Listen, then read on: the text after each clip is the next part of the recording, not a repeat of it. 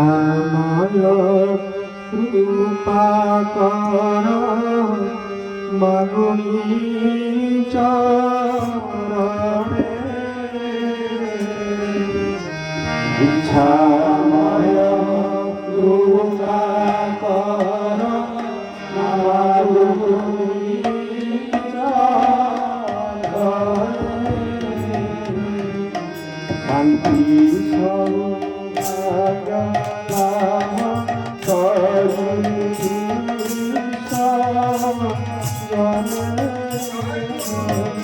শান্তি সৌভাগ্য লাভ করে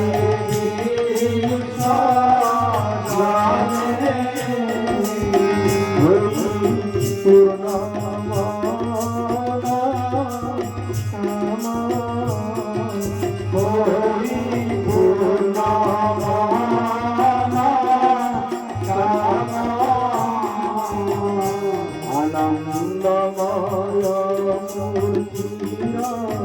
লভন্তু সন্ধান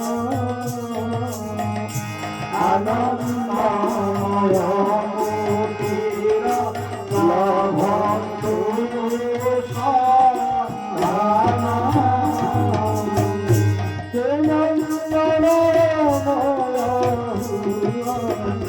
সতত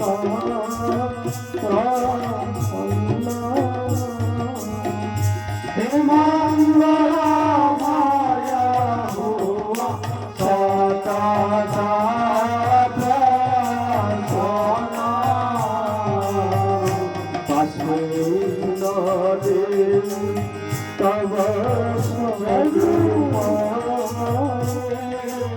মন আসরি নদে তব স্বরূপরে মন আসরি নদে তব স্বরূপরে মন আসরি নদে তব স্বরূপরে মন শুভ পথে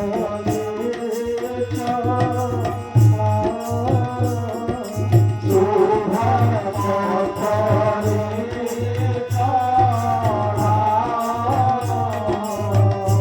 অমৃত সন্ধানী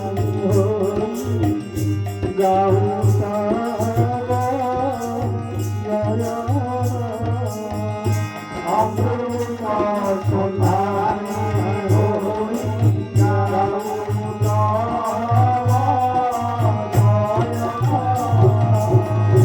চরণ তব নীতি নিষ্ঠা রহু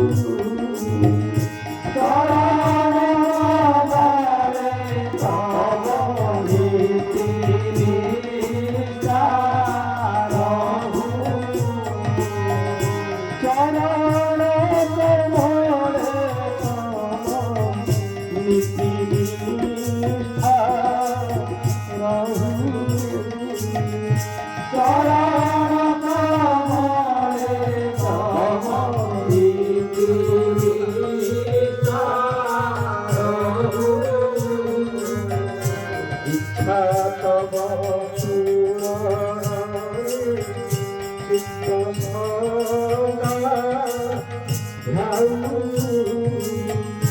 ইচ্ছা তব পুরাণে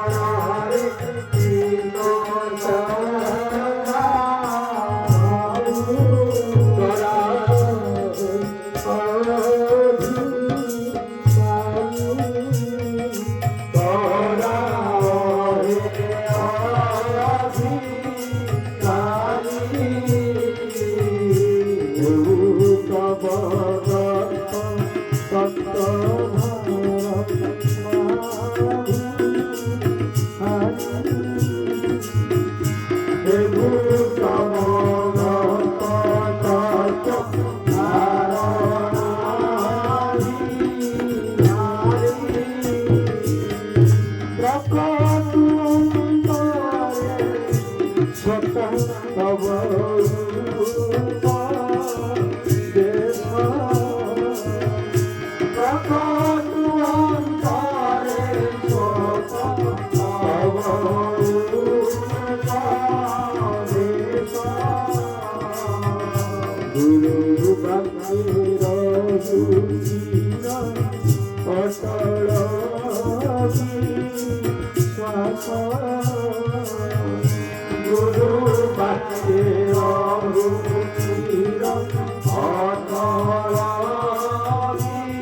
বিশ্বাস হেউ শ্রদ্ধা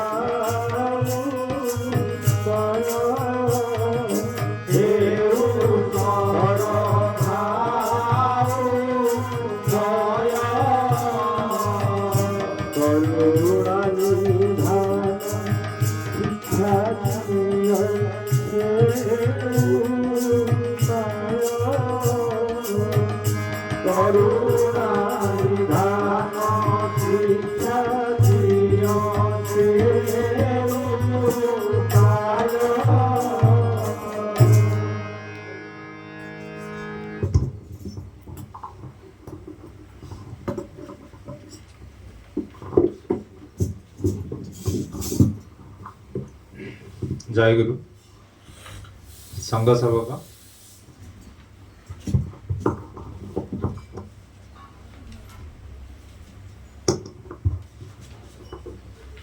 ପ୍ରାର୍ଥନାକାରୀ ପ୍ରତି ପ୍ରାର୍ଥନାକାରୀ ମାନେ ଶ୍ରଦ୍ଧା ସହିତ ଆନନ୍ଦ ମନରେ ପ୍ରାର୍ଥନା ନିରତ ହେବା ବିଧେୟ ସେବକ ମାନଙ୍କୁ ଶ୍ରଦ୍ଧା ପ୍ରେମ ପ୍ରୀତିଭାବ ଅର୍ଜନ କରିବାକୁ ପଡ଼ିବ।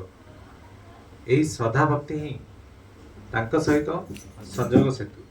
ଯେତେ ଦିନ ପର୍ଯ୍ୟନ୍ତ ଏହି ଦୁର୍ଲଭ ଦୈବୀ ସମ୍ପଦ ଲାଭ ନ ହୋଇଛି ସେତେ ଦିନ ପର୍ଯ୍ୟନ୍ତ ତାଙ୍କ ପଦରେ ଆତ୍ମସମର୍ପଣ ପୂର୍ବକ ତାଙ୍କ ନିକଟରେ ପ୍ରାର୍ଥନା ବନ୍ଦନା ଜ୍ଞାପନ କରିବାକୁ ପଡ଼ିବ। ତାଙ୍କୁ ଦିନେ ନିଶ୍ଚୟ ସାଧକମାନେ ଲାଭ କରି ଧନ୍ୟ ହେବେ। କେବଳ ତାଙ୍କୁ ଲାଭ କରିବା ନିମିତ୍ତ ଶ୍ରଦ୍ଧା ଭକ୍ତି ରୂପ ପାଥେୟ ସଂଗ୍ରହ ରଖିବାକୁ ହେବ। ଜୀବ ଭଗବାନଙ୍କ ନିମିତ୍ତ ବ୍ୟାକୁଳ ହୋଇଥାଏ। ବର୍ତ୍ତମାନ ଏହି ଧନ୍ୟ କଳିଯୁଗରେ ଭଗବାନ ଭକ୍ତମାନଙ୍କ ନିମିତ୍ତ ବ୍ୟାକୁଳ ହୋଇ ନିମ୍ନଭୂମିକୁ ଅବତରଣ କରିଛନ୍ତି। ତେଣୁ ଭକ୍ତ ଅନୁଗ୍ରହକାରୀ ଭଗବାନ ଭକ୍ତମାନଙ୍କୁ କୃପା କରି ନିଶ୍ଚୟ ଶ୍ରଦ୍ଧା ଭକ୍ତି ରୂପେ ଦୈବୀ ସମ୍ପଦ ପ୍ରଦାନ କରିବେ। କିଭଳି ଭଗବତ କୃପା ଲାଭ କରି ସାଧନ ଧନ୍ୟ ହେବ ସେ ସମ୍ବନ୍ଧରେ ଶ୍ରୀମଦ୍ ଭାଗବତ ଶାସ୍ତ୍ର ନିର୍ଦ୍ଦେଶ ଦେଇଛନ୍ତି।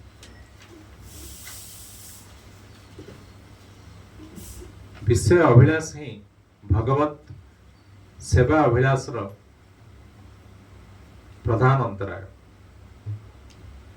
ଭଗବତ ସେବାରେ ଅଭିଳାଷ ଥିଲେ ସହଜରେ ବିଷୟ ବାସନା ନଷ୍ଟ ହୋଇ ଚିତ୍ତ ଶୁଦ୍ଧ ଭାବ ଧାରଣ କରେ। ସେହି ଶୁଦ୍ଧ ଚିତ୍ତରେ ଆତ୍ମଦର୍ଶନ ସମ୍ଭବପର ହୁଏ। ଏହି ଆତ୍ମଦର୍ଶନ ହିଁ ଭଗବତ ଦର୍ଶନ ବୋଲି ଭକ୍ତି ଶାସ୍ତ୍ରରେ ଉଲ୍ଲେଖ ଅଛି। ତେଣୁ ଯେଉଁ ଭକ୍ତମାନେ ଭଗବତ ରସ ଆସ୍ୱାଦନର ଅଭିଳାଷୀ ସେମାନଙ୍କର ଅଭିମାନ ଅହଙ୍କାର ନଥାଏ।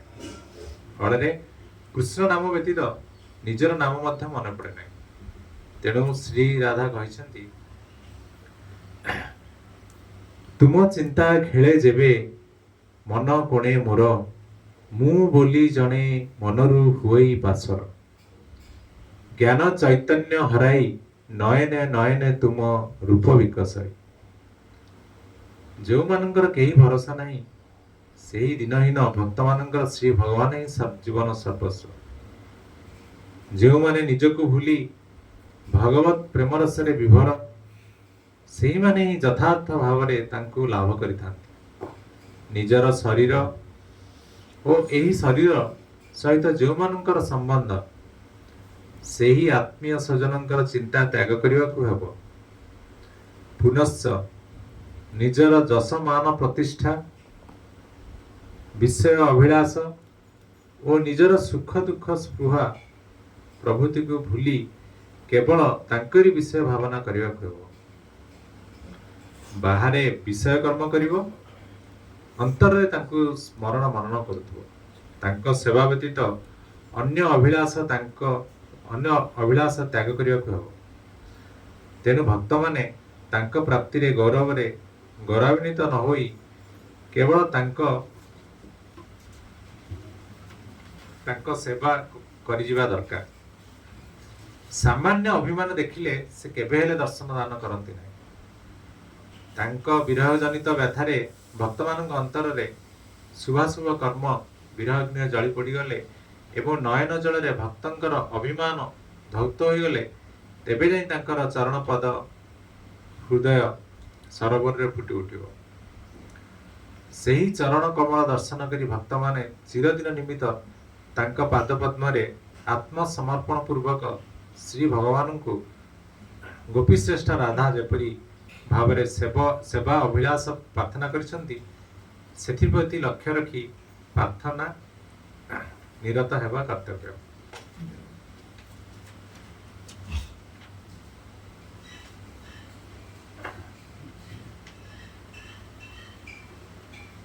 ତେଣୁ ସମସ୍ତ ଜୀବନ ତାଙ୍କ ସେବା ଅଭିଳାଷୀ ହୋଇ ପ୍ରତୀକ୍ଷା କରି ବସି ରହିବାକୁ ହେବ। ଅନ୍ତରରେ ତାଙ୍କ ନିମିତ୍ତ ଅଫୁରନ୍ତ ବ୍ୟାକୁଳତା ଥିବ, ହୃଦୟ ତାଙ୍କ ନିମିତ୍ତ କାନ୍ଦୁଥିବ, କିନ୍ତୁ ଭକ୍ତଙ୍କ ବାହିକ ଭାବ ଥିବ ଆନନ୍ଦମୟ। ଅନ୍ତରରେ ବ୍ୟାକୁଳତା ବାହାରେ ଯେପରି ଜଣା ନ ପଡେ କିମ୍ବା ତାଙ୍କୁ ଅନ୍ତରରେ ଲାଭ କରି ପାରିଲୁ ନାହିଁ ବୋଲି ଯେପରି ଅଭିମାନ ନ ଆସେ। ପୁନଶ୍ଚ ସାଂସାରିକ କର୍ତ୍ତବ୍ୟ କର୍ମ ପ୍ରତି ଉଦାସୀନ ଭାବ ଯେପରି ମନରୁ ଭୁଲି ନ ହୁଏ। ସାଂସାରିକ କର୍ମ ଯଥାଯଥ ସମ୍ପନ୍ନ କରିବାକୁ ହେବ, ଅଥଚ ମନ ଥିବ ମଦନ ମୋହନଙ୍କ ଶ୍ରୀ ପାଦପଦ୍ମରେ। କୌଣସି କର୍ତ୍ତବ୍ୟ କର୍ମରେ ଯେପରି ଆଳସ୍ୟ ଜଡ଼ତା ଭାବ ମନ ମଧ୍ୟରେ ନ ଆସେ ଏବଂ ମୁଁ ପାରିଲି ନାହିଁ ବୋଲି ଅଭିମାନ ଭାବ ଯେପରି ନ ଆସେ, ଭକ୍ତମାନେ ସେଥିପାଇଁ ଲକ୍ଷ୍ୟ ରଖିଥିବେ। ଠାକୁର ଚାହାନ୍ତି କେବଳ ତାଙ୍କ ଭକ୍ତର ସର୍ବଦା ମାନେ ଏଭ୍ରିଥିଙ୍ଗ ଇଜ ପସିବଲ, ମାନେ ପାରିଲେ ନାହିଁ ବୋଲି ୱାର୍ଡଟା ଠାକୁରଙ୍କୁ ଭଲ ଲାଗେ। ଆଳସ୍ୟ ଜଡ଼ତା ଆସିବନି, ହେଲାନି ବୋଲି ମନ ଦୁଃଖ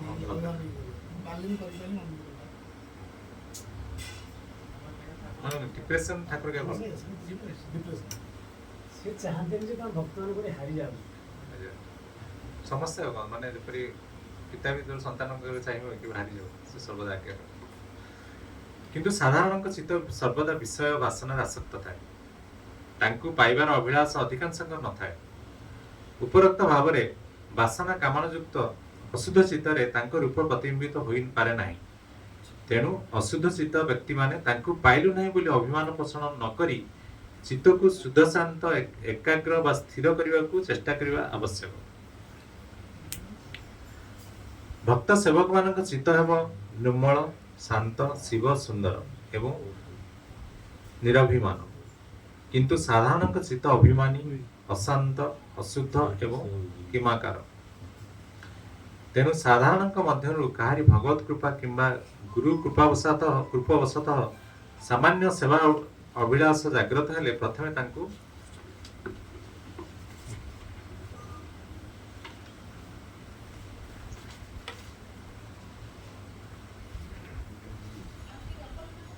ତାଙ୍କୁ ସାଧୁସଙ୍ଗରୁ ଭଗବତ କଥା ଶ୍ରବଣ କରିବାକୁ ହେବ। ଏଇଭଳି ଭଗବତ ଗୁଣ ଶ୍ରବଣ ଫଳରେ ତାହା ସୁଖବୋଧ ହେଲେ ଅନ୍ତରରେ ତାଙ୍କୁ ପାଇବା ନିମିତ୍ତ ବ୍ୟାକୁଳତା ଦେଖାଦେବ। ସେତେବେଳେ ଯାଇ ଭକ୍ତମାନେ ତାଙ୍କ ଶ୍ରୀଚରଣ ତଳେ ବ୍ୟାକୁଳ ଭାବରେ ପ୍ରାର୍ଥନା ନିରତ ହୋଇପାରିବେ। ପ୍ରାର୍ଥନା, ବନ୍ଦନା, ନାମ କୀର୍ତ୍ତନ ଫଳରେ ଚିତ୍ତ କ୍ଷେତ୍ରରେ ତାଙ୍କର ଅଭାବ ଜନିତ ବ୍ୟାକୁଳତା ଓ ବିରହର ବାଜନା ଯେତେବେଳେ ବାଜି ଉଠିବ, ସେତେବେଳେ ଚିତ୍ତରେ ତାଙ୍କର ସେବା ଅଭିଳାଷ ବ୍ୟତୀତ ଅନ୍ୟ ଅଭିଳାଷ ଜାଗ୍ରତ ହେବ ନାହିଁ। ସେତେବେଳେ ସମସ୍ତ ଅଭିମାନ ଚୂର୍ଣ୍ଣ ହୋଇଯିବ। ଯେତେବେଳେ ଭକ୍ତଙ୍କର ସମସ୍ତ ଆଶା ଭରସା ସେହି ଭଗବାନଙ୍କ ଉପରେ ନ୍ୟସ୍ତ ହେବ, ସେତେବେଳେ ଭକ୍ତଙ୍କ ଶୂନ୍ୟ ହୃଦୟରେ ପ୍ରାଣପ୍ରିୟଙ୍କର ବଂଶୀଧ୍ୱନି ଶୁଣାଯିବ ଏବଂ ଶ୍ୟାମସୁନ୍ଦରଙ୍କ ଚରଣ ପରଶରେ ଭକ୍ତମାନଙ୍କ ହୃଦୟ ପଦ୍ମ ପ୍ରସ୍ଫୁଟିତ ହେବ। ସେହି ଅବସ୍ଥାରେ ଭକ୍ତମାନଙ୍କ ତ୍ୟାଗ ବୈରାଗ୍ୟପୂର୍ଣ୍ଣ ଶ୍ମଶାନ ହୃଦୟରେ ଭଗବତ ଅନୁରାଗ ରୂପ ବୃନ୍ଦାବନର ଦୃଶ୍ୟ ଫୁଟି ଉଠିବ। ସେତେବେଳେ ଭକ୍ତମାନେ କିଭଳି ଭଗବତ ପ୍ରାର୍ଥନା ନିରତ ହେବେ ସେ ସମ୍ବନ୍ଧରେ ଶ୍ରୀ ରାଧାଙ୍କ ସହିତ ସ୍ୱର ମିଳାଇ ଭକ୍ତ କବି ପ୍ରାର୍ଥନା କରୁଛନ୍ତି।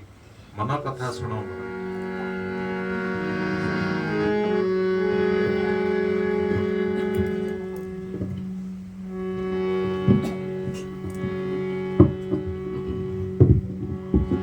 বন্ধু হে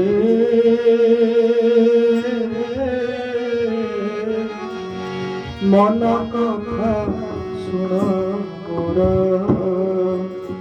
বন্ধু হে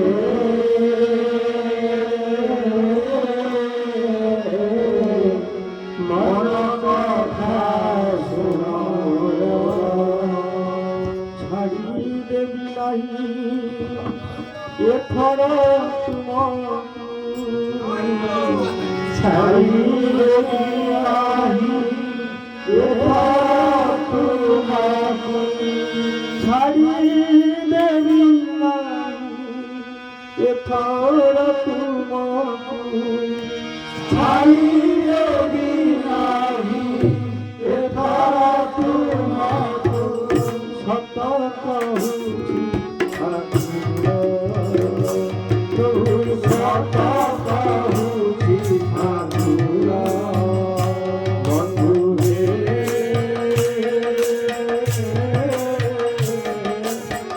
মন কথা শুণ মোর বন্ধু হে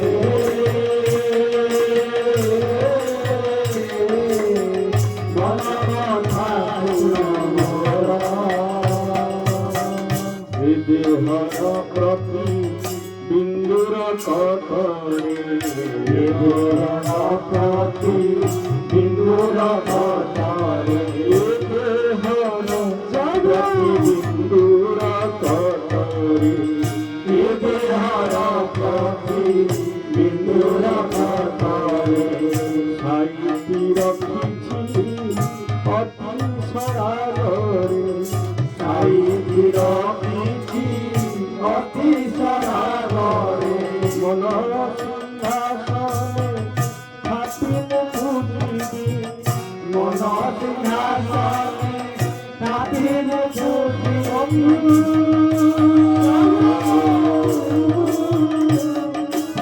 মন সিংহাসনে থাকিলে বুঝিবি মন সিংহাসনে থাকিলে বুঝিবি তোমার নিরন্তর বন্ধু তোমার নিরন্তর বন্ধু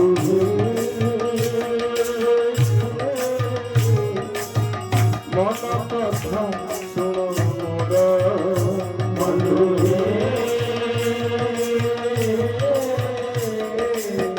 মন কথা শুণ তুম সরিনিধি তেজি দেবী কাহি তুম সরিনিধি তেজি দেবী কাহি তুম সরিনিধি তেজি দেবী কাহি তুম সরিনিধি তেজি দেবী কাহি কৃপানিধি শিলা সদয় মোখা কৃপানিধি শিলা সদয় মোখায় কৃপানিধি শিলা সদয় মোখায় কৃপানিধি শিলা সদয় মোখায় প্রেম ফুলহার গলে লম্বাই প্রেম ফুলহার গলে লম্বাই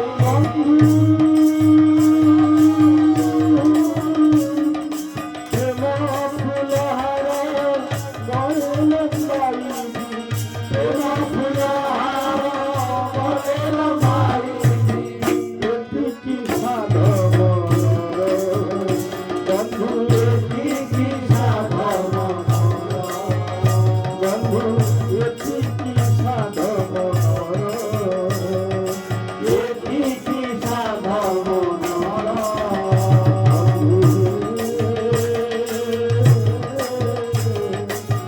মন কথা শুণ বন্ধু হে মন কথা শুণ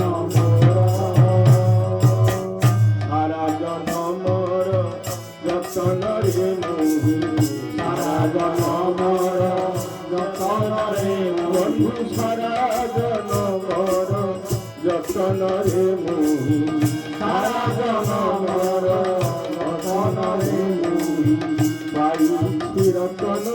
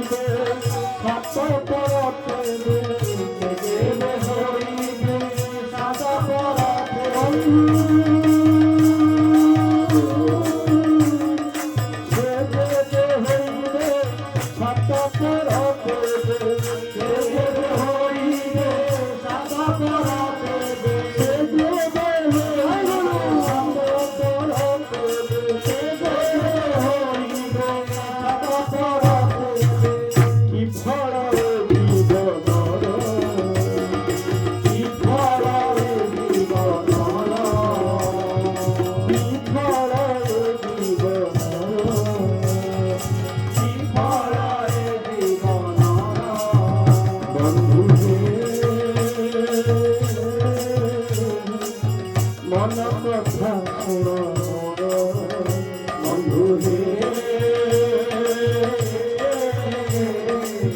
মন কথা শুণ ছাড়ি দেবি নাই